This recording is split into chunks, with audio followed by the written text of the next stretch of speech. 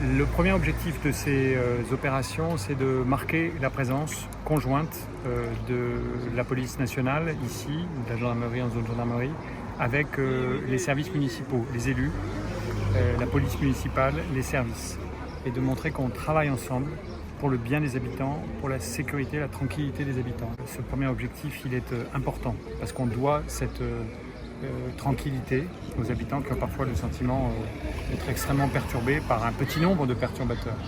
Le deuxième objectif, c'est d'aller lutter contre le trafic de drogue, d'aller lutter contre toutes les irrégularités qu'il peut y avoir en termes de conduite, en termes d'usage de stupéfiants, etc. Ce qui peut nous préoccuper depuis peut-être plusieurs mois, plusieurs années, c'est que les faits de violence, pas tous, mais sont parfois le fait d'auteurs qui sont très jeunes.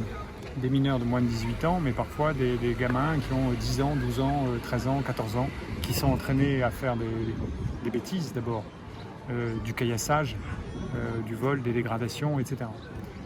C'est un constat qu'on a fait en se réunissant avec les élus hier à la préfecture, puisque j'ai réuni tous les parlementaires, tous les maires, la présidente du conseil régional, le président du conseil départemental, et on fait ce constat et ce diagnostic d'un phénomène de délinquance auquel peut-être la Réunion n'était pas habituée.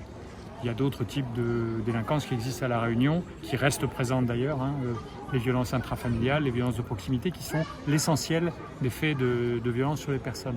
Mais là, il y a ce comportement des mineurs qui nous préoccupe. C'est pour ça qu'on a décidé de transformer notre inquiétude en action et en agissant ensemble. Il faut de la présence policière, il faut sous l'autorité des juges des sanctions le moment venu, et il y a des réponses pénales qui sont fortes dans ce département, et donc ça c'est bien, il faut l'assumer. Mais on peut même marcher sur une seule jambe. La deuxième jambe, c'est celle de la prévention, de la médiation de quartier, comme ça se fait ici à Saint-André très bien, avec une mobilisation très forte, et puis un travail avec l'éducation nationale, avec la caisse d'allocation familiale, avec les bailleurs, sur l'exercice de l'autorité parentale. Et ça, c'est pas quelque chose qui va se traiter du jour au lendemain. Ça fait longtemps que ce phénomène monte, et il faut qu'on le traite. Donc j'ai dit que ce serait un chantier prioritaire pour nous tous, pour l'année 2024. Vous le savez, vous vous êtes élevé contre ça. Il y a des tensions qui existent, il ne faut pas se le cacher, entre les Français en provenance de Mayotte et les Français de La Réunion, les Réunionnais. Que faut-il faire pour combattre ça ? Les tensions, d'abord, il faut les écouter, il faut les prendre au sérieux. S'il y a des gens qui sont inquiets, il ne faut pas dire qu'ils n'ont pas de raison d'être inquiets. Voilà. Après, il faut éviter, je l'ai dit, les généralisations, les stigmatisations. Imaginez si des Réunionnais se comportent mal dans l'Hexagone et que tous les Hexagonaux se mettent à dire « Ah là là, les Réunionnais, je ne les supporte pas parce que j'en ai vu qui font des actes de délinquance ». Il ne faut pas généraliser. La très grande majorité des Français originaires de Mayotte se comportent très bien à La Réunion, ils ne sont pas des délinquants, ils n'ont pas envie de maltraiter les autres, etc. Donc il faut appeler, moi je le fais, à éviter les généralisations. Et après, il faut prendre les choses au sérieux, c'est-à-dire qu'il y a effectivement des comportements d'une minorité de jeunes qui sont en errance, qui ne sont pas suffisamment encadrés, qui ont une autorité parentale qui n'est pas bien exercée, et là il faut qu'on s'en occupe. Mais